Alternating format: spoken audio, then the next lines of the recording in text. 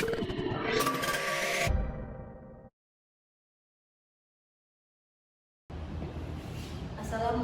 warahmatullahi wabarakatuh.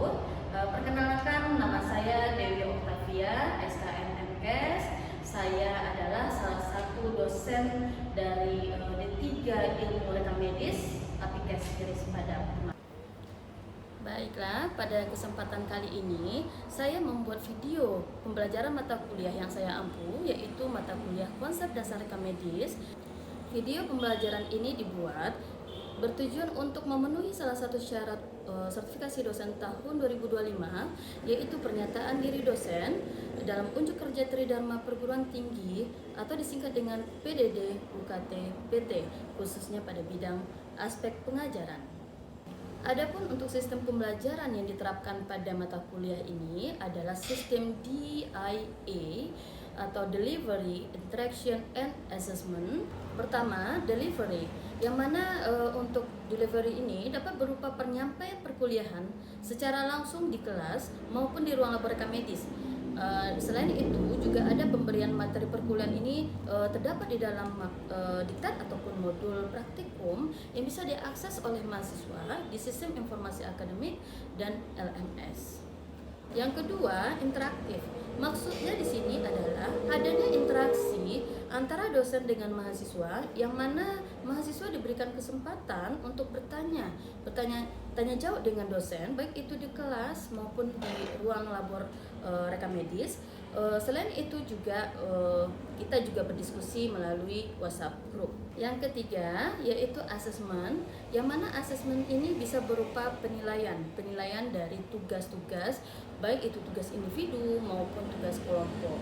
Selain itu juga ada nilai tulis, nilai afektif atau sikap, nilai praktek, nilai UTS maupun nilai UAS. Penilaian ini dilakukan dengan tujuan untuk mengukur kemampuan mahasiswa terkait materi yang sudah diberikan. Selain itu juga mengukur bagaimana penilaian dari aspek psikologis mahasiswa terkait dengan emosi, perasaan, sikap, minat, dan nilai-nilai pribadi mahasiswa itu sendiri. Izinkan perkenankan saya untuk menjelaskan lebih lanjut terkait mata kuliah Konsep Dasar Rekam Medis ini. Yang pertama adalah deskripsi mata kuliah.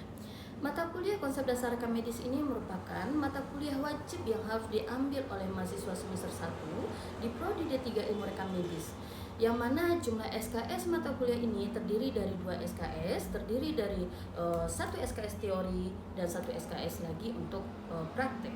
Pada mata kuliah ini akan membahas terkait tentang pengertian, tujuan, manfaat rekam medis dan nilai guna rekam medis, sejarah rekam medis, konsep peran tupoksi PMIK dan standar profesi, SKKNI, sistem kesehatan nasional, organisasi profesi kesehatan, serta peran dan fungsi PMIK dalam pelayanan rekam medis. Yang kedua adalah capaian pembelajaran mata kuliah atau CPMK mata kuliah Konsep Dasar Rekam Medis.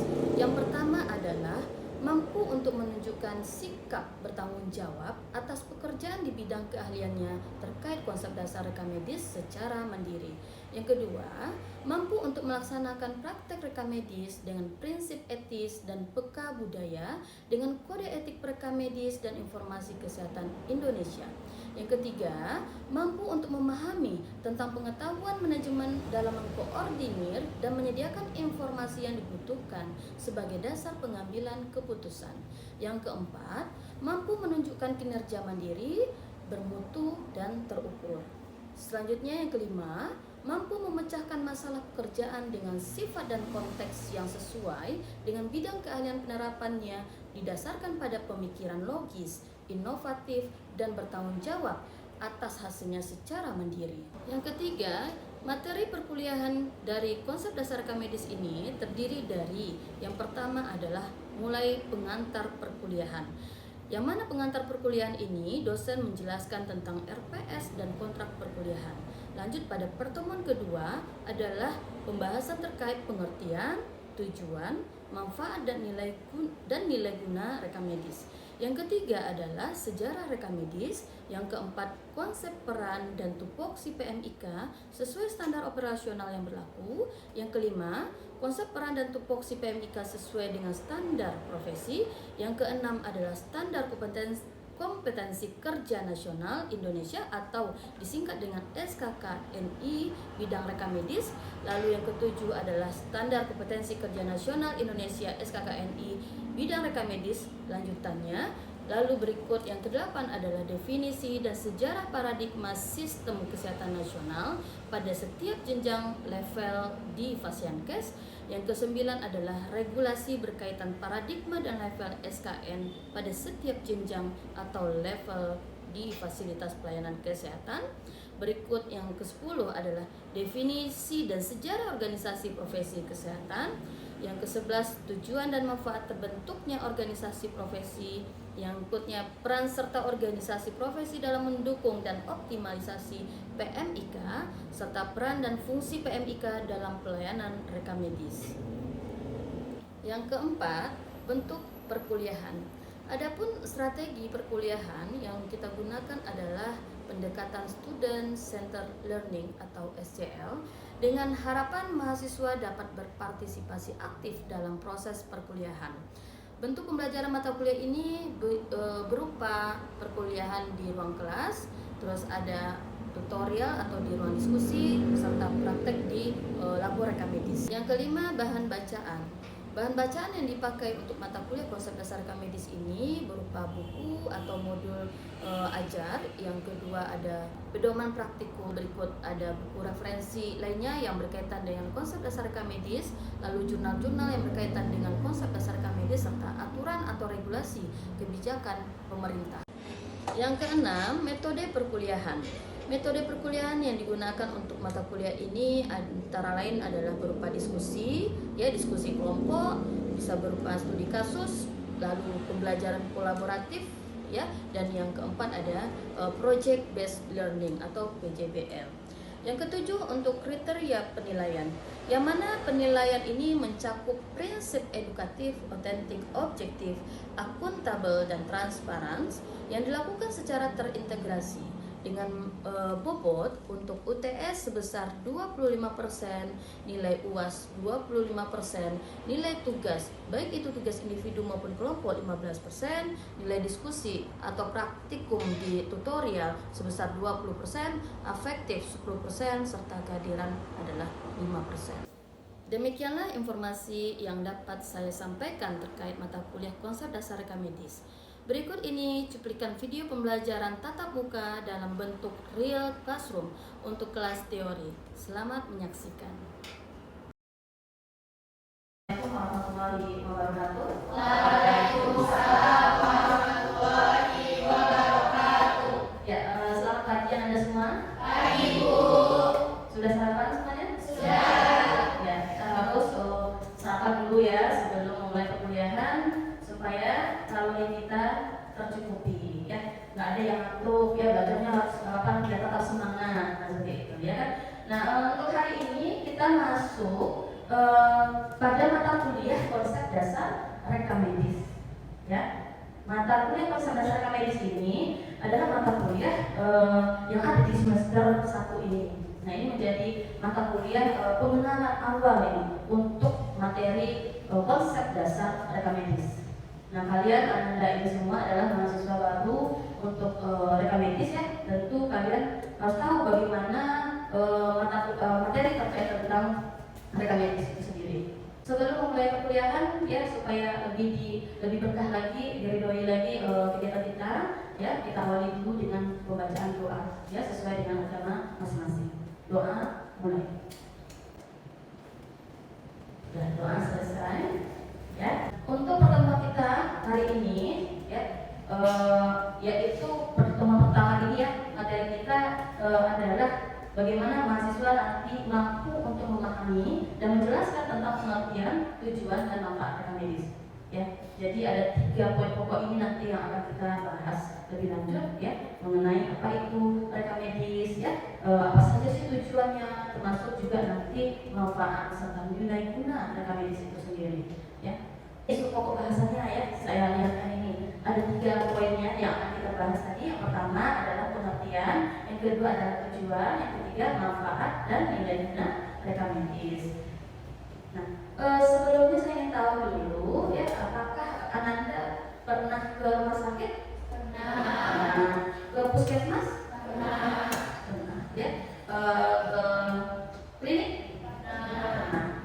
Nah, ini termasuk contoh fasilitas pelayanan kesehatan. Ya kan? Rumah sakit, puskesmas maupun klinik. Contoh-contoh dari tempat fasilitas pelayanan kesehatan. Oh ya, sebelumnya saya mau tahu dulu Pak Ketua, tadi presensinya mahasiswa udah ada semuanya, teman-temannya? Pak Ketua, Pak Haldafi? Iya? Gimana? Hadir semua? Ya, alhamdulillah hadir semua ya. Harus hadir karena untuk setiap kehadiran ini tentu ada penilaiannya, kan gitu ya. Nilai kehadiran kita juga ada di sini. Ya, ingat nilai kehadiran itu porsinya 5% dari nilai akhir. Itu dia. Kita lihat tentang pengertian rekam medis. Nah, tadi sebelum saya masuk ke pengertian rekam medis, saya tanyakan tadi ya, pernah ke rumah sakit? Pernah, Bu. Nah, waktu kita ke rumah sakit mau berobat, ke tempat mana yang kita tuju terlebih dahulu? Ya, kemana kita dulu? Ke bagian pendaftaran. Nah, bagian pendaftaran itu bagian apa namanya?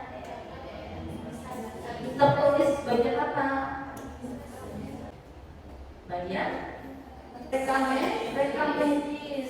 Jadi baik itu rumah sakit, klinik maupun puskesmas, yang kita tuju pertama kali tentu ke bagian rekam medisnya. Nanti akan dilakukan pendaftaran, ya, pendaftaran apakah itu untuk pasien rawat jalan, ya kan, pasien rawat inap ataupun pasien dari IGD.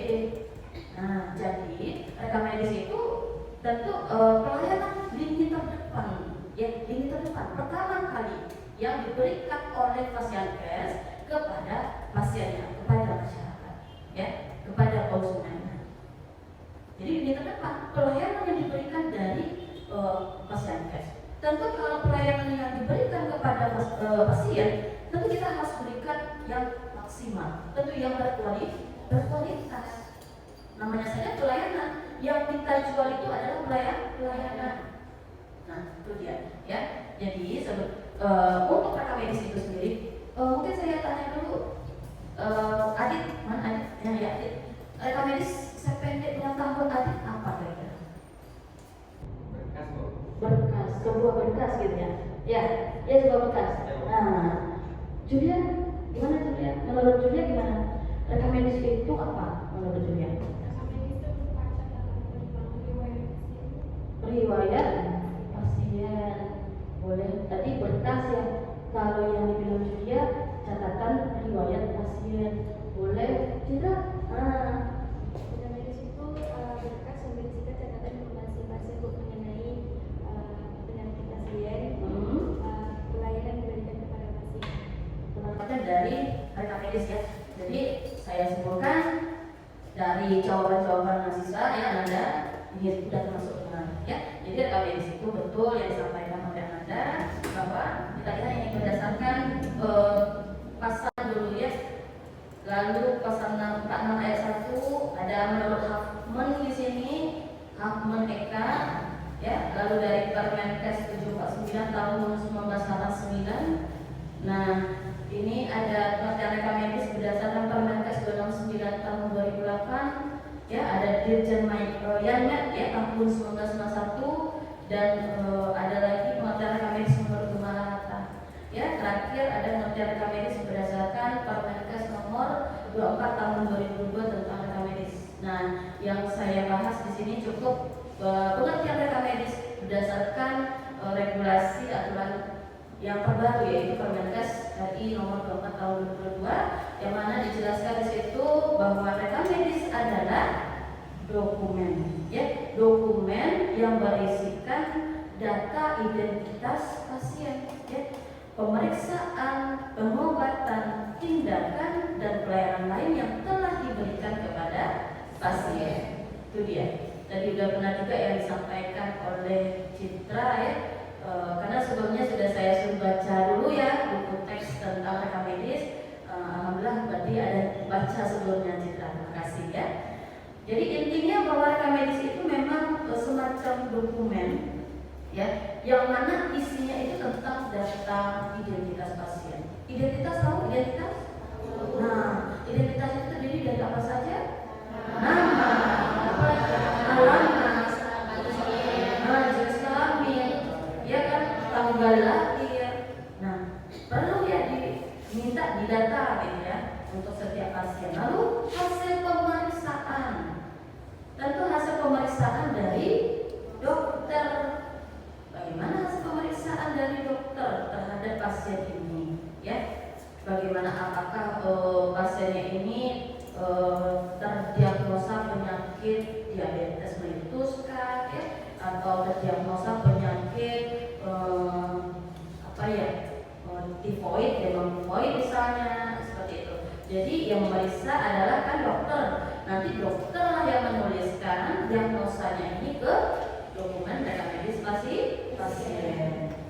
Nah, jadi masing-masing pasien itu wajib harus punya apa? Punya rekam medisnya masing-masing.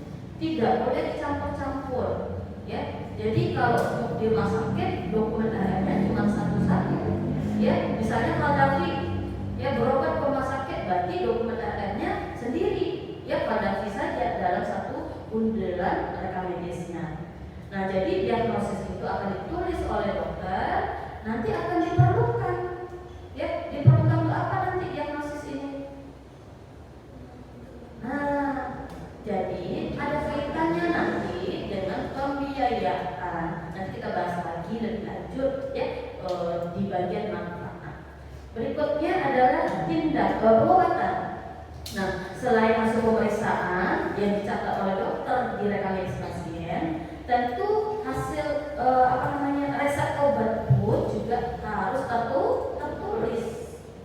Nah, ya, jadi resep itu pun juga tertulis di dokumen rekam medis.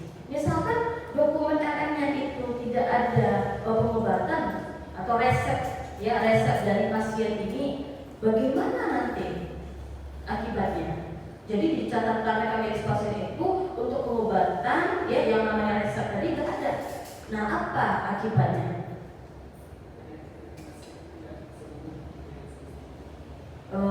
Penyakitnya tidak sembuh, tidak bisa diobati dengan baik, ya. Terus apa lagi? Nah, pihak apotek nanti gimana? Nah, ya, tentu mereka juga akan melihat apa sih resep yang dituliskan oleh dokter. Jadi rekam medis itu tidak hanya berguna untuk bagian rekam medis saja, tapi juga berguna bagi bagian unit layanan lainnya yang berhubungan dengan pasien ini. Lalu tindakan, jadi tulisan resep di sana juga, termasuk juga tindakan. Tindakan ini seperti apa, Bu? Ya, apa tindakan? Tindakan itu sama dengan operasi, operasi. Tindakan apa? Ini apa contohnya? Yang pernah kalian dengar gitu? Tindakan apa saja yang pernah diberikan kepada pasien? Apa tadi?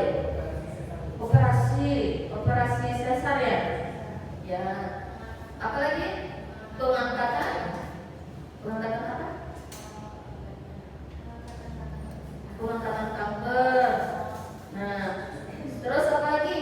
Tindakan yang diberikan kepada pasien, apa lagi contohnya?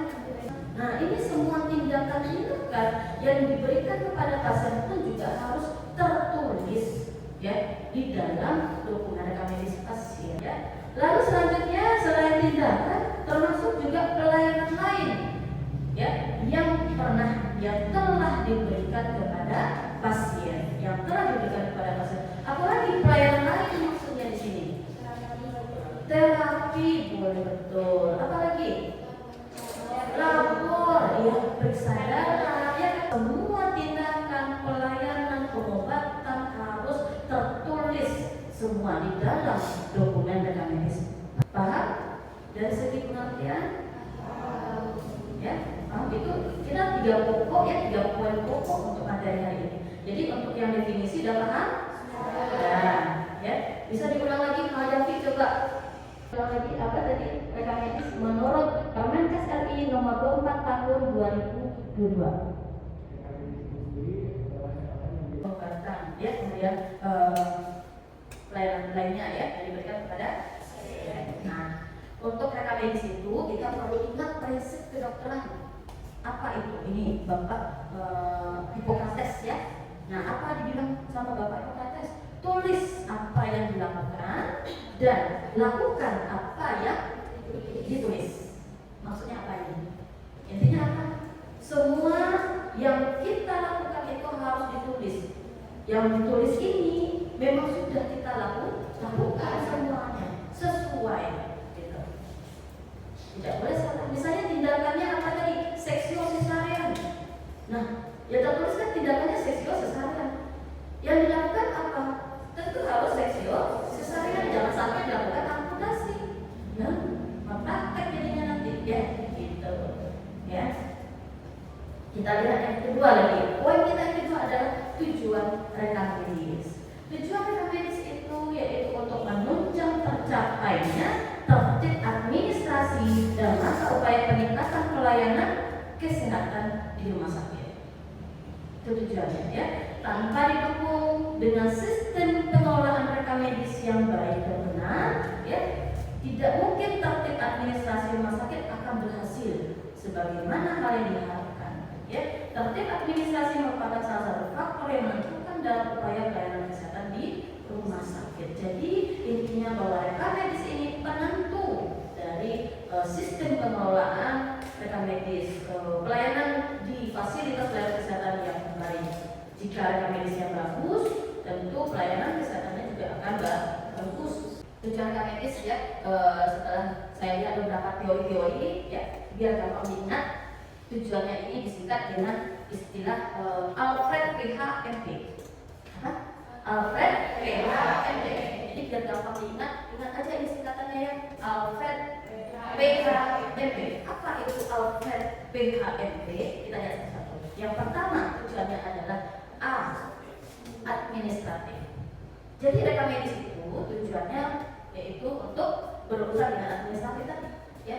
Mulai dari pengumpulan data pasien, kan gitu, pengumpulan data pasien, identitas pasien, ya kan, data medis pasien. Apa data medis? Yang pertama tadi untuk pengobatan pasien tentunya, ya. Yang kedua adalah peningkatan kualitas pelayanan, yang ketiga pendidikan dan penelitian sesuai dengan tujuan tadi, yang keempat pembiayaan sesuai dengan tujuan rekam medis tadi ya, yang kelima untuk statistik, yang keenam adalah pembuktian masalah hukum, disiplin dan etik.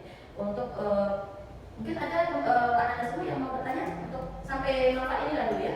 Sampai bapak ini, mungkin ada pertanyaan dulu, boleh diajukan? Oke, Mbak Rita, silakan. Ya. Assalamualaikum warahmatullahi wabarakatuh. Waalaikumsalam. Sebelumnya, perkenalkan saya Adi. Bertanya kepada Ibu terkait apa hubungan antara rekam medis dengan riset. Ya. Apa hubungan rekam medis dengan riset? Riset itu tadi yang sudah saya sampaikan, riset itu sama dengan penelitian. Nah, untuk melakukan penelitian itu kita butuh data. Data itu diperoleh dari mana? Tentu dari bagian rekam medis. Karena rekam medis lah yang mengumpulkan data pasien, ya kan? Di bagian UNM, ya, semua yang diperolehnya adalah mulai dari pengumpulan data. Setelah data pasien yang terkumpul lalu diolah. Setelah diolah dianalisis, gitu, sampai diseminasi, gitu ya kan? Sehingga untuk para peneliti yang mana mereka butuh data, makanya mereka perlu bagian di data ini. Karena semua data ada di sana. Misalnya penelitian tentang diabetes mellitus. Nah, berarti si peneliti ambil data di bagian BDM. Mereka akan mengecek nomor RM berapa sih jumlah pasien DM di sana, gitu kan? Kan gitu. Terus berdasarkan jenis kelamin berapa orang sih yang terkena diabetes mellitus? Nah, datanya bisa diambil dari bagian rekam medis. Ada lagi pertanyaan? Paham, Adinda? Ah, ya. Oke, ada lagi pertanyaan? Ah, oke, ya silakan Pak Lagi. Assalamualaikum warahmatullahi wabarakatuh. Ya, waalaikumsalam.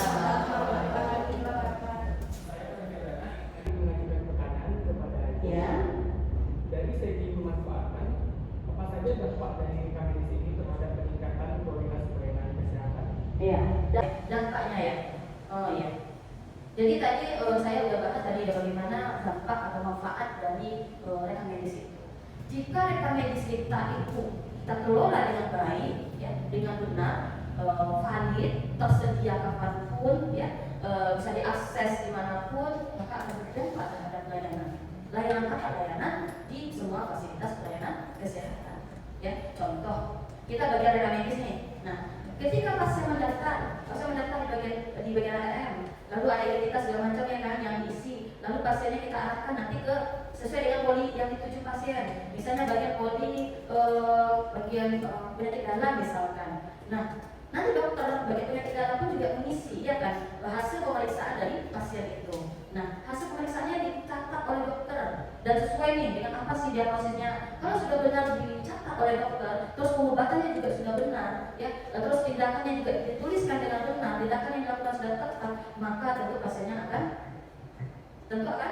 sembuh, kan gitu ya. Artinya apa? Pelayanan yang diberikan kepada pasien berarti sudah bagus, itu dia. Jadi kualitas pelayanan itu kan bisa dilihat dari kesembuhan pasien, bisa dilihat dari kenyamanan pasien berobat di rumah sakit, kan gitu ya. Terus bisa juga dilihat dari sarana prasarana pendukung di fasilitas itu, kan bisa dilihat dari untuk pelayanan yang ada di rumah sakit. Kira-kira paham Pak David? Ya. Terima kasih. Ada lagi pertanyaan? Boleh diajukan? Nah, jadi sebelum saya selesai ya, sebelum saya tutup, saya perlu sampaikan juga kepada Anda semua bahwa tugas seorang dosen itu tidak saja mengajar ya, tetapi tugasnya juga untuk melakukan penelitian serta pengabdian kepada masyarakat. Nah, terkait tentang rekam medis ini, saya sudah pernah melakukan penelitian ya terkait tentang pelayanan rekam medis di puskesmas waktu itu, yang mana berhubung dengan kewajiban rekam medis itu harus elektronik yang berdasarkan Permenkes nomor 24 tahun 2022 jelaskan penelitian ya di puskesmas saat itu. Saya di sana mengevaluasi bagaimana sih ya implementasi ya EMR, Electronic Medical Record, ya rekam medis elektronik yang ada di puskesmas Lubuk Buaya ya, yang saya teliti waktu itu. Jadi dari hasil evaluasi penelitian ini ya hasilnya adalah rata-rata si sampel saya yang menjawab puas ya. Untuk terkait information menjawab puas, ekonomi puas, kontrol adalah ragu-ragu, dan efisiensi puas, serta servis hasilnya puas. Artinya dari ke-6 dimensi ada satu yang jawabannya ragu-ragu, yaitu bagian kontrol ya. Dan selain itu hasilnya puas, memuaskan. Jadi dengan penyelenggaraan rekam medis elektronik umumnya mereka menjawab puas ya. Jadi rekam medis itu ya untuk aturan terbaru sekarang harus berbasis elektronik, itu dia. Itu saja materi kita hari ini ya. Ada pertanyaan lagi?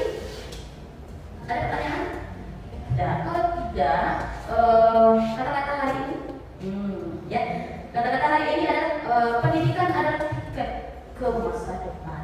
Nah, hari esok dimiliki oleh orang-orang yang mempersiapkan dirinya sejak hari ini. Contohnya Ananda Soa ya. Ini menurut Malcolm X. Nah ini ya. Jadi kalau kita sudah mempersiapkan diri dari sekarang, nah itu gunanya untuk masa depan kita juga.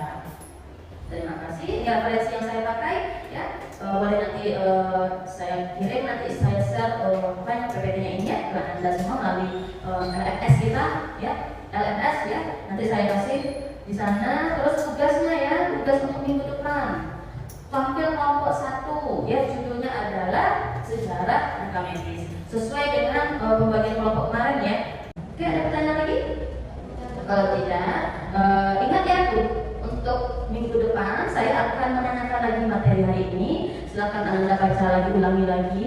Terus untuk materi minggu depan adalah tentang sejarah rekam medis. Untuk kelompok yang lain pun juga harus belajar, karena kalian kelompok yang lain tugasnya nanti akan bertanya ke kelompok 1. Nah, jadi harus pahami semua materi kita dengan topik sejarah rekam medis supaya nyambung semuanya nanti ya.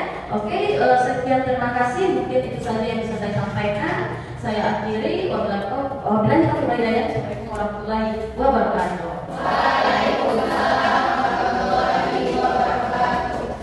Demikianlah video pembelajaran ini saya buat. Terima kasih telah menyaksikan. Mohon maaf atas kekhilafan. Saya akhiri. Wabillahi taufiq wal hidayah. Wassalamualaikum warahmatullahi wabarakatuh.